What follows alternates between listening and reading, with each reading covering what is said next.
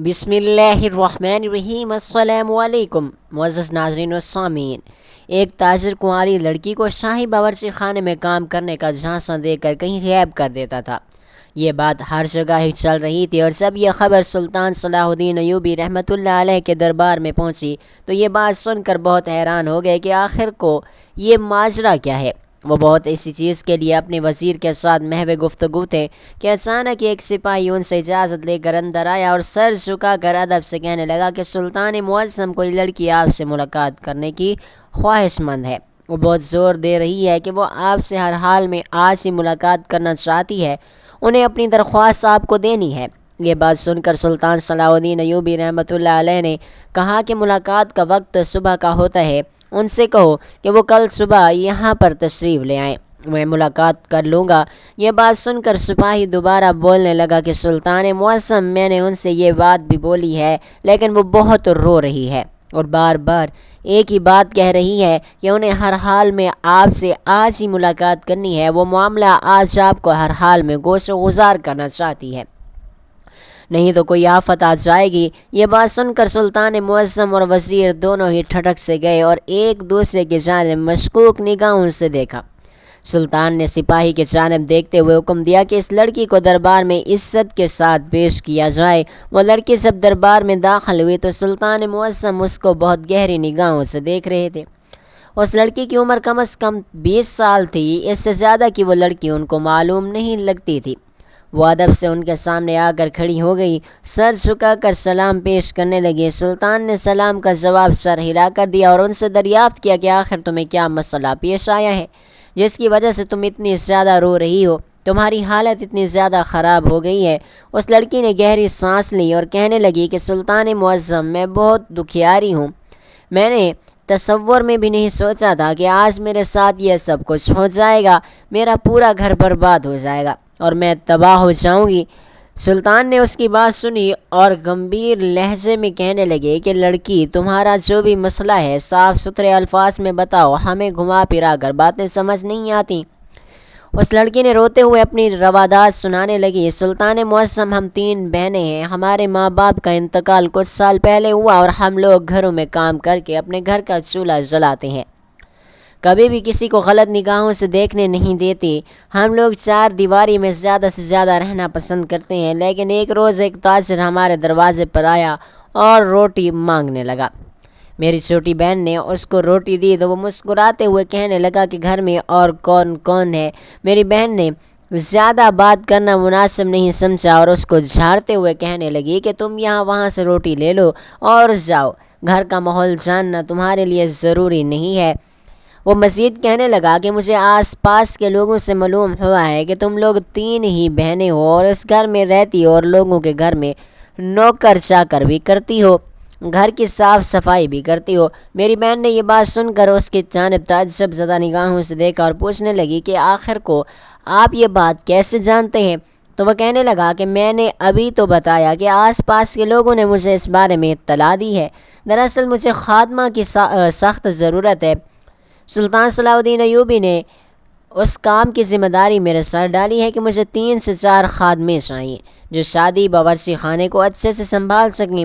میری بہن طبیعت کے لحاظ سے تھوڑی لالچی بھی تھی، اس کو جب یہ معلوم ہوا کہ شاہی باورچی خانے میں اس کی ملازمت لگ جائے گی تو وہ فوراً ہی رضامند ہو گئی اور اس کے ساتھ جانے کو بھی تیار ہو گئی۔ مجھے جب وہ اندر بتانے کے لیے آئی تو وہ یکدم ہی ٹھٹک سی گئی کہ ایسا کون ہے جس کو شاہی خادمہ کی ضرورت پڑ گئی۔ مجھے یہ سب کچھ ٹھیک نہیں لگ رہا تھا۔ اگر شاہی خادمہ کی ضرورت ہوتی ہے تو پورے شہر میں اس بات کا اعلان کیا جاتا ہے اور پھر خادماؤں کو منتخب کیا جاتا ہے۔ ایسے کون ہمارے دروازے پر آ کر ہمیں شاہی باورچی خانے میں خادمہ کی نوکری دے رہا ہے؟ میں نے یہ بات اپنی بہن کو سمجھائی تھی، لیکن اس نے میری بات کو سننا ضروری نہیں سمجھا اور مجھے اوپر سے کہنے لگی کہ تم میری کامیابی سے جل رہی ہو، اسی وجہ سے مجھے روک رہی ہو۔ لیکن میں نے اسے سلطان معظم اس دن زور زبردستی سے روک لیا تھا اور میں نے اسے جانے نہیں دیا تھا، لیکن اگلے روز ہی پھر وہ تاجر ہمارے دروازے پر آ گیا اور میری بہن کو بہلا کر پھسلا کر اپنے ساتھ لے گیا۔ اس ضمن سلطان معظم، میں نے بہن کو روکنے کی ہر ممکن کوشش کی تھی، لیکن اس نے میری بات سننا ضروری ہی نہیں سمجھا۔ رات دیر تک میں اس کا انتظار کرتی رہی، لیکن میری بہن واپس ہی نہیں آئی۔ اس وجہ سے مجھے بے چینی ہو رہی تھی۔ میں نے دربار میں آ کر اپنی بہن کے بارے میں دریافت کرنا چاہا تو سب نے یہی بول دیا کہ یہاں پر تیری بہن کوئی کام نہیں کرتی ہے۔ یہ بات سن کر سلطان معظم میرے اوسان خطا ہو گئے۔ میں نے فوراً ہی ان کو سارا حوالہ دیا کہ آپ کا ایک ملازم ہمارے پاس آیا تھا اور میری بہن کو ملازم کی نوکری دینے کی خاطر محل لے کر آیا تھا، لیکن یہاں پر وہ موجود نہیں۔ سلطان معظم، میں نے جب اس آدمی کو دیکھا تھا تو مجھے دیکھتے ہی شک ہوا تھا کہ وہ آدمی کوئی بہروپیہ ہے اور میری بہن کے ساتھ کچھ اور کرنے کا سوچ رہا ہے۔ خدارا، میرے پاس اس کے علاوہ کوئی اور رشتہ باقی نہیں ہے۔ ہم جیسے بھی ہیں ایک دوسرے کے لیے کافی ہیں۔ میں آپ کے آگے ہاتھ جوڑتی ہوں، میری بہن کو مجھے لوٹا دو اور اس بہروپیہ کو پکڑ لو جو بہت سی کنواری لڑکیوں کو شاہی باورچی خانے میں کام کرنے کا جھانسا دے کر جانے کا کہتا ہے اور پھر غائب کرتا پھر رہا ہے۔ سلطان کو اپنی رگ پھولتی ہوئی محسوس ہو رہی تھی، لیکن اور کیس ان کے سامنے آ چکا تھا۔ انہیں اب سمجھ ہی نہیں آ رہا تھا کہ اب کیا کرنا چاہیے۔ سلطان نے اس لڑکی کو یقین دلایا کہ اس کی بہن جلدی اس کے پاس موجود ہوگی، تم پریشان نہ ہو اور اپنے گھر کو واپس لوٹ جاؤ۔ لڑکی کے جانے کے بعد سلطان نے وزیر کو حکم دیا کہ فوراً ہی اس تاجر کو پکڑ کر یہاں لایا جائے۔ اس سے سوال و جواب کروں گا کہ آخر وہ یہ تماشا کیوں کرتا پھر رہا ہے، کہاں غائب کر رہا ہے، اور میری رعایا کی لڑکیوں کو آخر کو کون ہے وہ بہروپیہ جو یہ سب تماشا لگا رہا ہے۔ یہ بات سن کر وزیر نے ادب سے سر جھکایا اور اس تاجر کو ڈھونڈنے کے لیے وہ نکل گیا۔ وزیر کے جانے کے فوراً بعد سلطان گہری سوچ میں مبتلا ہو چکے تھے۔ انہیں سمجھ ہی نہیں آ رہا تھا کہ آخر کو کون ہے یہ تاجر جو ان کی رعایا کی لڑکیوں کو ان کی ہی شاہی باورچی خانے کا جھانسا دے کر غائب کر رہا ہے، اور یہ بات ان کے لیے بہت حیران کن تھی۔ آخر کو ان کی آنکھوں کے سامنے ایسے بہت سے مسئلے آ گئے تھے کہ جس کی وجہ سے انہوں نے فوراً ہی یہ کام وزیر کے سپرد کیا تھا کہ اس کو ڈھونڈا جائے۔ اگلے روز صبح کے وقت جب عدالت لگی تو بہت سے دربار کے لوگ سلطان کے پاس اپنا مسئلہ لے کر آئے اور سلطان ان کو سلجھانے لگے، اور ان مسائل کے اندر 2 سے 3 لوگ ایسے بھی آئے تھے جن کے گھر کی بچیاں ایسے ہی ایک تاجر نے غائب کی تھی۔ سلطان نے جب تمام مسائل حل کر دیے تو وزیر کی جانب دیکھتے ہوئے پوچھا کہ وہ تاجر کہاں ہے جس کو لانے کے لیے میں نے تمہیں حکم دیا تھا۔ یہ بات سن کر وزیر بولا کہ سلطان معظم وہ آ چکا ہے، بس آپ کی اجازت کی دیر ہے، اس کو آپ کے دربار میں پیش کر دیا جائے گا۔ یہ بات سن کر سلطان معظم نے فوراً ہی حکم دیا کہ فوراً ہی اس کو شاہی دربار میں پیش کیا جائے تاکہ میں اس سے اس بارے میں دریافت کر پاؤں کہ آخر وہ یہ تماشا کیوں کر رہا تھا اور یہ لڑکیوں کو کہاں غائب کرتا پھر رہا ہے۔ فوراً ہی وہ تاجر سر جھکا کر سلطان معظم کی حاضری میں حاضر ہو گیا۔ سلطان نے گرجتی ہوئی آواز میں اس سے دریافت کیا کہ یہ خبر میں کیا سن رہا ہوں کہ تم کنواری لڑکیوں کو باورچی خانے میں کام کرنے کا جھانسا دے رہے ہو اور اس کے بعد ان کو اپنے ساتھ لے جانے کے بعد غائب کر دیتے ہو، اور شاہی باورچی خانے میں کوئی لڑکی نہیں آتی جس کو تم اپنے ساتھ لے کر آتے ہو۔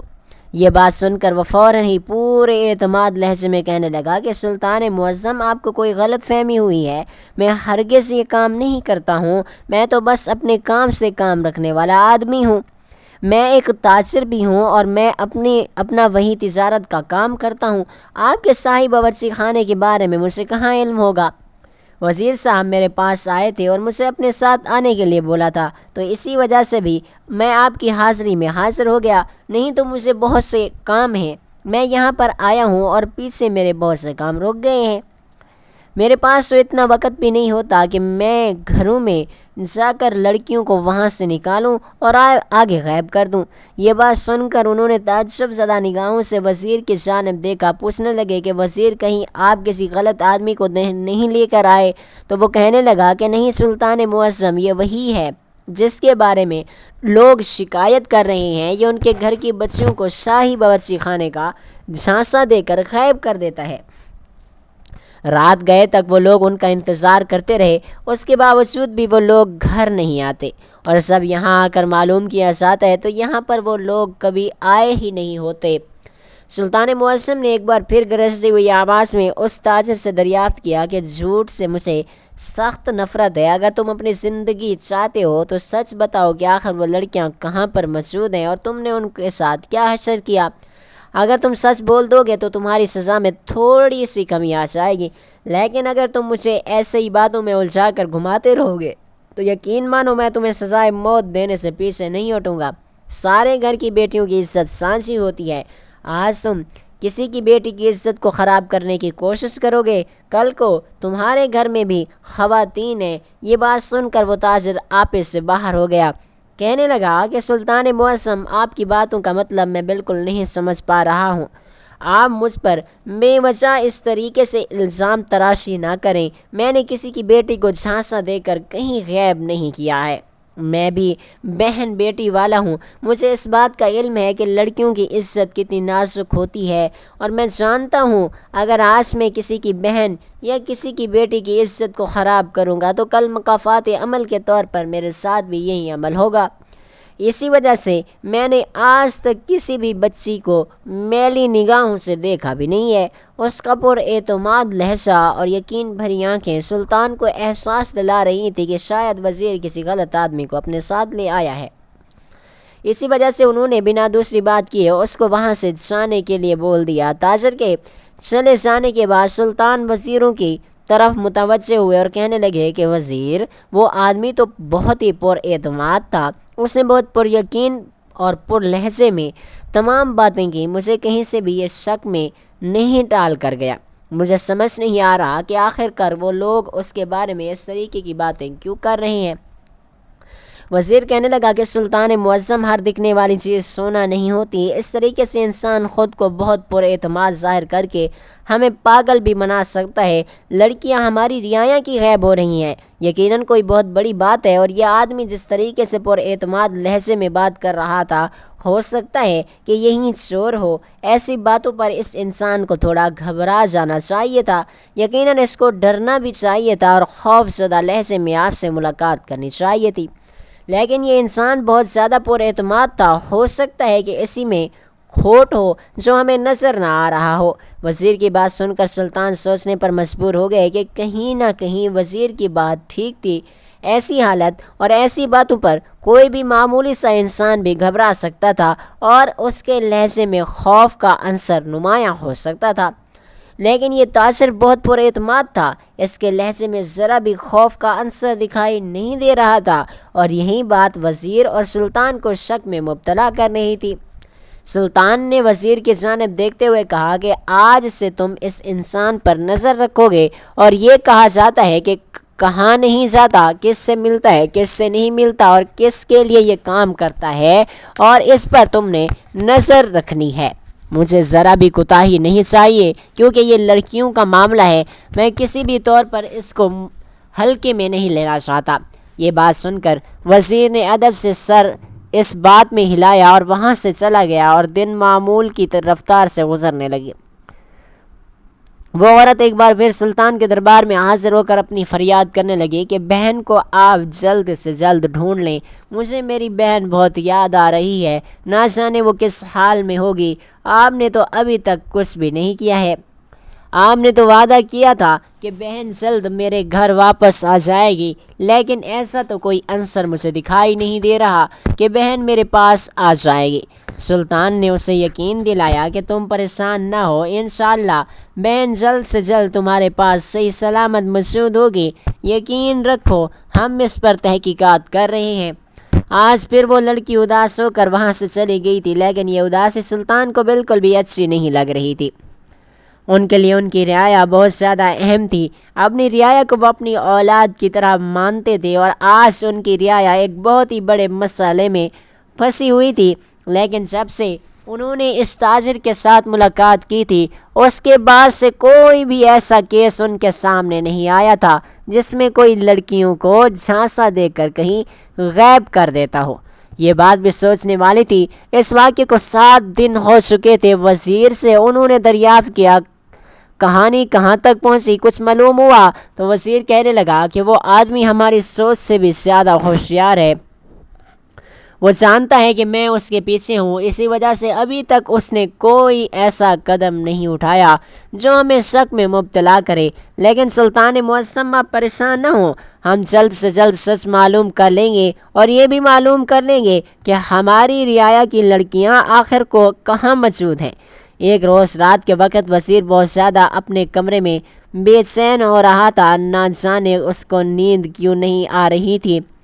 اسی وجہ سے وہ ٹہلنے کی خاطر اپنے کمرے کا بستر چھوڑ کر باہر آ گیا، برآمدے میں ٹہلنے لگا۔ اسے محسوس ہوا جیسے دربار کے اندر کوئی داخل ہوا ہو اور یہ چیز اسے کھڑکنے پر مجبور کر چکی تھی۔ وہ فوراً شاہی دربار کے اندر چلا گیا۔ اس نے ایک سایہ سا کچن کے اندر جاتے ہوئے دیکھا، وہ بھی قدم بقدم چلتا ہوا باورچی خانے میں داخل ہونے لگا، لیکن جیسے ہی اس کی نظر سامنے کو پڑی تو وہ دروازے کی اوٹ میں ہو گیا، اور جو منظر اس نے سامنے دیکھا اس کے اوسان خطا کرنے کے لیے کافی تھا۔ سامنے وہیں تاجر کھڑا ہوا تھا اور اس کے ساتھ ہی باورچی خانے کی خادمہ بھی کھڑی ہوئی تھی، اور وہ نہ جانے اس لڑکی سے کیا بات کرتا رہا، لیکن اس لڑکی کے چہرے سے یہ بات واضح طور پر دکھائی دے رہی تھی کہ وہ بہت زیادہ خوف زدہ نظر آ رہی ہے۔ تھوڑی دیر کے بعد وہ اس طرح سے بات چیت کر کے جیسے آیا تھا ویسے ہی چلا گیا۔ وزیر نے دیکھا کہ وہ لڑکی سہمی ہوئی تھی، اس وجہ سے اس نے اس کو کوئی بات نہیں کی اور اگلے روز دربار کے اندر یہ بات سلطان کے گوش و گزار کر دی۔ سلطان معظم، رات کے وقت یہ مجھے نیند نہیں آ رہی تھی تو میں برآمدے میں ٹہل رہا تھا، جب میں نے اس تاجر کو شاہی باورچی خانے میں جاتا ہوا دیکھا تو وہاں موجود ایک خادمہ سے وہ کچھ بات چیت کرتے ہوئے نظر آیا تھا۔ سلطان نے پوچھا آخر کو وہ کیا بات کر رہا تھا، تو اس بات پر وزیر نے لا علمی کا اظہار کیا۔ انہوں نے فوراً ہی اس خادمہ کو بھی دربار میں حاضر کیا۔ پہلے خادمہ سے ملاقات ہوئی، ان سے پوچھا گیا تو وہ بتانے لگی کہ سلطان معظم مجھے وہ ورغلا رہا تھا کہ میں شاہی باورچی خانے کی نوکری چھوڑ کر اس کے ساتھ چل پڑوں، مجھے بہت اچھا معاوضہ دے گا وہاں کام کرنے کا جو مجھے یہاں مل رہا ہے اس سے دگنا۔ لیکن جب میں نے اس کو یہ چیز کرنے کے لیے منع کیا اور کہا کہ میں یہاں پر بہت زیادہ خوش ہوں تو وہ مجھے دھمکی دینے لگا کہ اگر میں نہ مانی تو وہ مجھے اغوا کروا لے گا اور ہر حال میں اس جگہ پر کام کروائے گا۔ یہ بات سن کر سلطان بہت زیادہ الجھن کا شکار ہو گئے۔ انہوں نے فوراً اس تاجر کو اپنے دربار میں حاضری لگوانے کے لیے بلایا۔ آخر کو تم رات کو شاہی باورچی خانے میں کیا کرنے کے لیے آئے تھے؟ لیکن آج پھر وہ پر اعتماد لہجے میں کہنے لگا، نہیں سلطان معظم، آپ کو کوئی غلط فہمی ہوئی ہے، میں شاہی باورچی خانے میں کیوں آؤں گا؟ میں تو رات کو اپنے گھر میں نیند کی آغوش میں تھا۔ یہ بات سن کر سلطان نے فوراً ہی اپنے سپاہیوں کو حکم دیا اس کو گھٹنوں کے بل بٹھا دیا جائے اور اس کو بندی بنا لیا جائے۔ یہ بات سن کر وہ یکدم گر پڑا اور وہ کچھ کہتا اس سے پہلے سپاہی، اگر تم نے آج سچ نہیں بولا کہ تم ہماری رعایا کی معصوم لڑکیوں کو کہاں بھیجتے ہو تو میں تمہارا سر تن سے جدا کر دوں گا۔ سچ سچ بتاؤ، ہماری رعایا کی لڑکیاں کہاں ہیں اور تم یہ کام کیوں کرتے ہو؟ وہ ایک بار پھر نفی میں سر ہلانے لگا، لیکن سلطان کے اشارہ کرنے پر سپاہی نے جب اپنی تلوار میان سے نکالی اس کے پیچھے حصے پر ماری تو وہ یکدم ہی خاموش ہو گیا اور دنیا میں لوٹ آیا اور سلطان کے آگے گڑگڑاتے ہوئے کہنے لگا، سلطان معظم مجھے مارو مت، میں سچ بتا دیتا ہوں۔ سلطان نے سپاہی کو روکنے کے لیے کہا اور اس کو بولنے کا اشارہ کیا۔ وہ بولنے لگا کہ سلطان معظم، میں بغداد میں ان لڑکیوں کو لونڈی کی صورت میں بیچ دیتا ہوں، اس چیز کا مجھے بہت اچھا خاصا پیسہ ملتا ہے، یہ کام میں بہت پہلے سے کر رہا ہوں، لیکن میں نہیں جانتا تھا کہ یہاں کی رعایا یہ بات آ کر بادشاہ کو بتا دے گی۔ سلطان نے اس کی بات سن کر کہا کہ یعنی تم اور بھی بادشاہوں کی سلطنت میں یہ کام کر چکے ہو؟ تو وہ کہنے لگا کہ جی سلطان معظم، لیکن میں نہیں جانتا تھا کہ یہاں کی رعایا ہر بات آ کر آپ کو بتاتی ہے۔ اسی وجہ سے میرا کام خراب ہو رہا تھا اور میں یہاں سے جانے والا تھا، لیکن اس دن جب دربار میں آیا تھا تو میری نظر اس خادمہ پر پڑی تھی اور یہ عورت مجھے بہت زیادہ خوبصورت لگی تھی۔ میں جانتا تھا اس کی بولی بغداد کے بازار میں بہت زیادہ اچھی لگے گی، لیکن اس کو جو میں نے اس بات کے لیے جھانسنے کی کوشش کی، یہ لڑکی بہت ہوشیار تھی۔ اس نے مجھے انکار کر دیا اور رات کو مجھے آپ نے دیکھ لیا۔ وہ کہنے لگے کہ میں نے تمہیں نہیں دیکھا، میرے وزیر نے تمہیں دیکھا، اور سچ بتاؤ ہماری رعایا کی لڑکیوں کو جہاں بھی بیچا ہے انہیں واپس لا کر دو، نہیں تو تمہیں آج میں زندہ نہیں سنوں گا۔ وہ کہنے لگا کہ سلطان معظم، ان لڑکیوں کو تو میں نے بھاری معاوضے کے تحت بیچ دیا ہے، اب کوئی بھی انہیں واپس لوٹائے گا نہیں۔ تو سلطان معظم نے فوراً ہی اس کی گردن پر تلوار رکھنے کا حکم دیا، اور جیسے ہی اس کی گردن پر تلوار رکھی گئی تو وہ فوراً ہی انسان بن گیا اور کہنے لگا کہ سلطان معظم، مجھے کچھ وقت درکار ہوگا، میں جلدی تمام لڑکیوں کو واپس لے کر آؤں گا۔ یہ بات سنتے ہی سلطان معظم نے اسے کچھ وقت دے دیا اور اس کے ہمراہ 2 سپاہی مختص کر دیے اور وزیر کو بھی اس پر نظر رکھنے کے لیے چھوڑ دیا۔ سلطان معظم کے حکم کے مطابق کچھ ہی دنوں میں بغداد سے وہ تمام لڑکیاں واپس آ گئیں جو شاہی باورچی خانے کے جھانسے میں غائب کر دی گئی تھیں۔ اس واقعے سے ہمیں یہ بات ثابت ہوتی ہے کہ انسان کو اتنا بھی پر اعتماد نہیں ہونا چاہیے کہ وہ آپ کا بنایا کام بگاڑ دے اور لوگوں کو شک میں مبتلا کر دے کہ آپ میں کھوٹ موجود ہے۔ انسان کو ہمیشہ نارمل رہنا چاہیے، نہ زیادہ گھبرانا چاہیے اور نہ زیادہ پر اعتماد ہونے کا ناٹک کرنا چاہیے۔ دوستو، یہ واقعہ تاریخ کے حساب سے بڑا ہی دلچسپ اور منفرد واقعہ ہے، اور اس واقعے کو سب سے زیادہ اہمیت اس لیے بھی حاصل ہے کیونکہ اس واقعے کو نہ صرف مسلمان مورخین نے بلکہ یہودی اور عیسائی مورخین نے بھی نقل کیا ہے۔ دوستو، یہ واقعہ اصل میں کچھ اس طرح کا ہے کہ ایک دن سلطان محمد بن قاسم رحمۃ اللہ علیہ جنگل کے اندر شکار گاہ میں شکار کھیل رہے تھے۔ سلطان محمد بن قاسم ایک خاص قسم کے جانور پر نشانہ تانے تیر مارنے ہی لگے تھے، اتنے میں سپاہی پیچھے سے آیا اور اس کے پیروں کی آہٹ سے شکار سلطان کے ہاتھ سے چلا گیا، اور اس منظر کو دیکھ کر سارے سپاہی پریشان ہو گئے کیونکہ سلطان محمد بن قاسم کے ہاتھوں سے اس شکار کا چلے جانا اور یہ بات سلطان محمد بن قاسم کو بالکل پسند نہیں تھی۔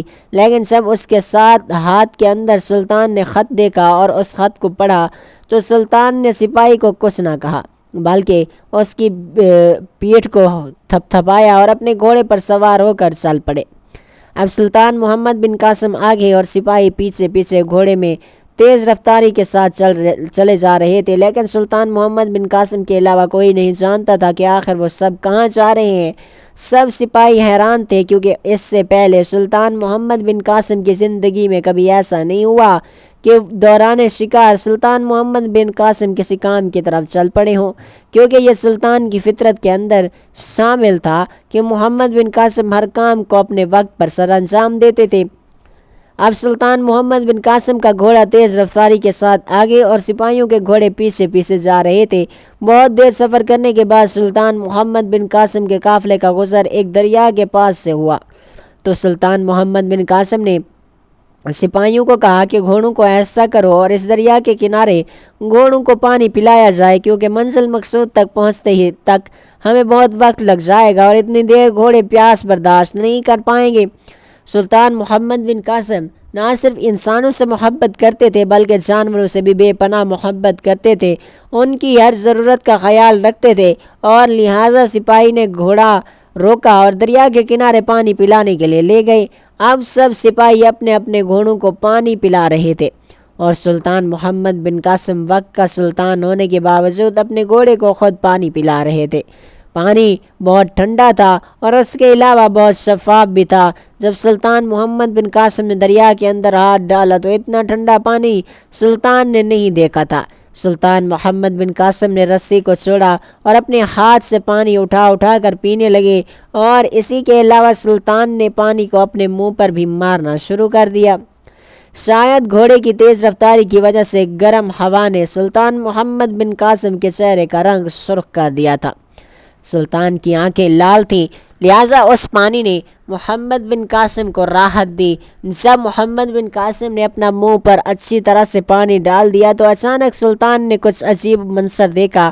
سلطان نے دیکھا کہ دریا کے اندر پہلے بہت صاف پانی تھا، لیکن چند ہی لمحوں کے اندر پانی میں چکناہٹ سی نظر آنے لگی اور ایک عجیب سی خوشبو بھی تھی۔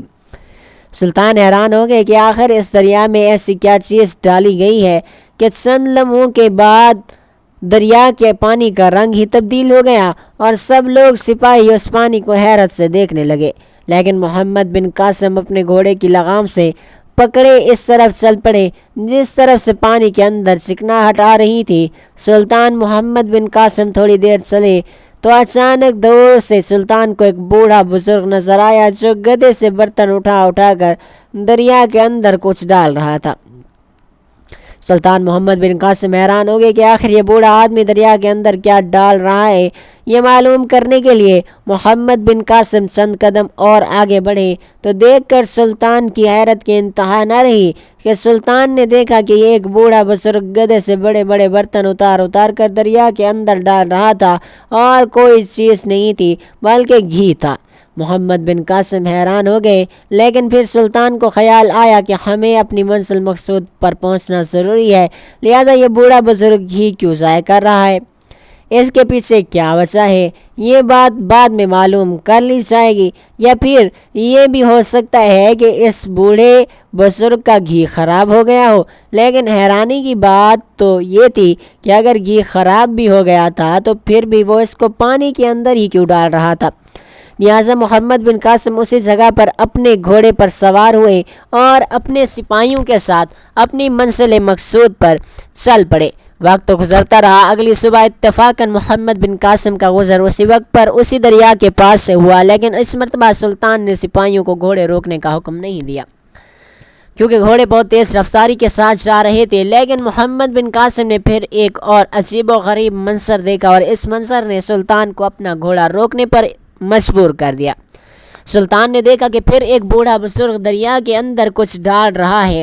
جب گھوڑا قریب آیا تو سلطان سارے سپاہی حیران ہو گئے کہ وہی بوڑھا بزرگ تھا جو ایک دن پہلے دریا کے اندر اتنا سارا گھی ضائع کر چکا تھا۔ یہ دیکھ کر محمد بن قاسم نے سوچنا شروع کر دیا تو اتنے میں ایک کسان دریا کے کنارے چلتا ہوا آ رہا تھا۔ سلطان نے پوچھا کہ نوجوان آدمی، کیا تم اس بوڑھے بزرگ کو جانتے ہو؟ اس نے کہا کہ جی ہاں حضور، یہ بڑا ہی ظالم اور سنگ دل انسان ہے، یہ فلاں قاضی کے پاس آس کے کارخانے میں ملازمت کرتا ہے۔ میرے بچے کئی دن سے گھر میں بھوکے ہیں کیونکہ مجھے کام نہیں ملا، اور میں نے اس کو جب گھی ضائع کرتے ہوئے دیکھا تو میں اس کے پاس آ گیا اور کہا کہ حضور آپ تو ضائع کرنے کے بجائے تھوڑا سا مجھے ہی دے دیں تاکہ میں اپنے بچوں کو کھلا کر ان کا پیٹ بھی بھر سکوں، لیکن اس نے مجھے ڈانٹ کر وہاں سے بھگا دیا اور مجھے ایک پیالہ گھی کا بھی نہیں دیا۔ مجھے اس آدمی کی سمجھ نہیں آتی کہ اتنا گھی صحیح شفاف ہونے کے باوجود ضائع کیوں کر رہا ہے۔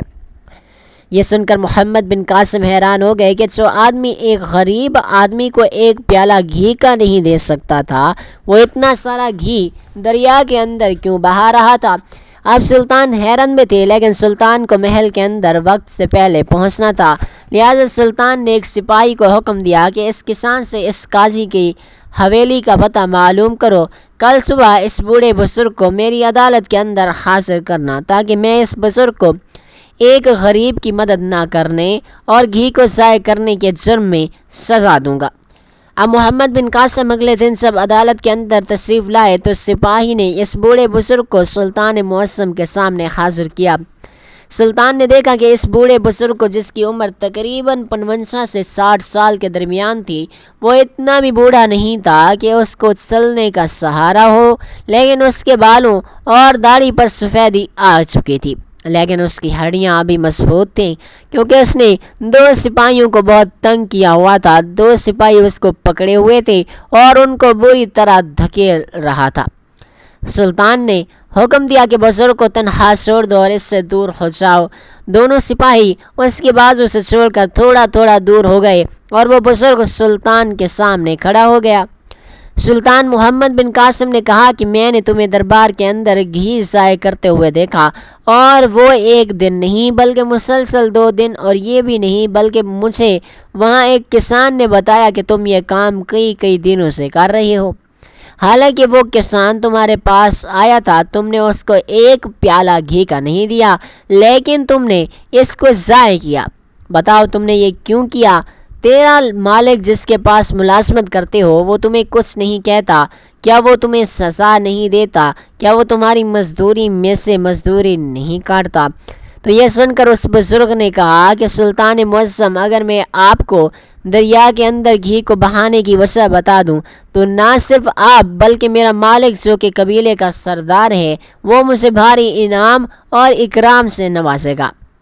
یہ سن کر سلطان اور سب درباری حیران ہو گئے کہ ایک آدمی اتنا بڑا جرم کر رہا ہے اور وہ کہتا ہے کہ اگر میں اس جرم کی وجہ بتا دوں تو سلطان اسے انعام سے نوازے گا۔ آخر یہ معاشرہ کیا ہے؟ یہ سن کر محمد بن قاسم حیران اور پریشان ہو گئے کہ آخر یہ بوڑھا بزرگ کیا کہہ رہا ہے۔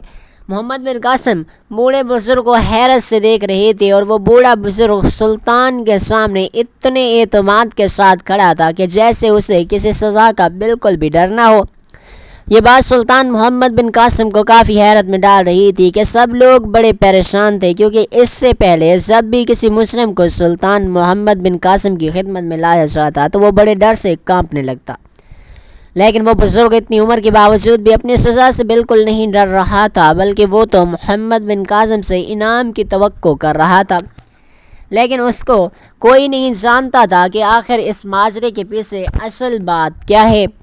تھوڑی دیر گزرنے کے بعد محمد بن قاسم نے کہا کہ تمہیں ضرور سزا ہوگی، کیونکہ تم نے بہت بڑا جرم کیا ہے، لیکن تمہیں اپنے جرم کی سزا دینے سے پہلے میں تمہارے مالک کو یہاں پر بلواؤں گا اور اسے یہ بھی بتاؤں گا کہ تم اس کا اتنا بڑا نقصان کیوں کر رہے تھے، اور اسے اس بات کی خبر بھی نہیں تھی۔ یہ سن کر پھر بھی اس بوڑھے بزرگ کے چہرے پر بالکل خوف محسوس نہیں ہوا۔ محمد بن قاسم نے اسی وقت ایک سپاہی کو حکم دیا کہ سپاہی سلطان کا پیغام لے کر اس قاضی کے پاس پہنچو۔ اگلے دن پھر عدالت لگی۔ اب سلطان کی عدالت کے اندر محمد بن قاسم، دیگر درباری اور وہ بوڑھا بزرگ جو دریا کے کنارے گھی ضائع کر رہا تھا اور اس کا مالک یعنی کہ قبیلے کا سردار بھی موجود تھا۔ محمد بن قاسم نے سردار کو بتایا کہ تمہارے ملازم کو کئی دنوں سے دریا کے اندر گھی بہاتے ہوئے دیکھا گیا ہے، کیا تمہیں اس بات کی خبر بھی ہے؟ یہ سن کر قاضی سخت غصے میں آ گیا اور کہا کہ نہیں سلطان معظم، مجھے تو اس بات کی کوئی خبر نہیں۔ مجھے تو میرے ملازموں نے بتایا کہ کارخانہ خراب ہونے کی وجہ سے گھی کم کر دیا گیا ہے، مجھے یہ کسی نے نہیں بتایا کہ میرا گھی ضائع ہو رہا ہے۔ یہ سن کر سلطان محمد بن قاسم سخت غصے میں آ گئے، اور اب سب درباری یہ توقع کر رہے تھے کہ سلطان محمد بن قاسم اس ملازم کو سخت سے سخت سزا سنائیں گے۔ اب محمد بن قاسم نے اس بوڑھے بزرگ کو اپنے سامنے کھڑا کیا اور کہا کہ پہلی بات تو یہ ہے کہ تم نے کئی دنوں سے گھی کو ضائع کیا، اور دوسری بات کہ تم نے اپنے مالک کو خبر لگے بغیر اس کا اتنا بڑا نقصان کیا، تیسرا تم اس کے آگے جھوٹ بولتے رہے، لہٰذا تمہیں 3 جرموں کے بدلے میں سزا سنائی جائے گی۔ یہ سن کر پھر بھی اس بوڑھے بزرگ نے کہا کہ سلطان معظم، میں پہلے بھی ایک مرتبہ آپ کو کہہ چکا ہوں کہ اگر میں اس دربار کے اندر گھی ضائع کرنے اور مالک کے آگے جھوٹ بولنے کی وجہ بتا دوں تو نہ صرف آپ بلکہ میرا مالک یعنی کہ میرا سردار مجھے بھی انعام سے نوازے گا۔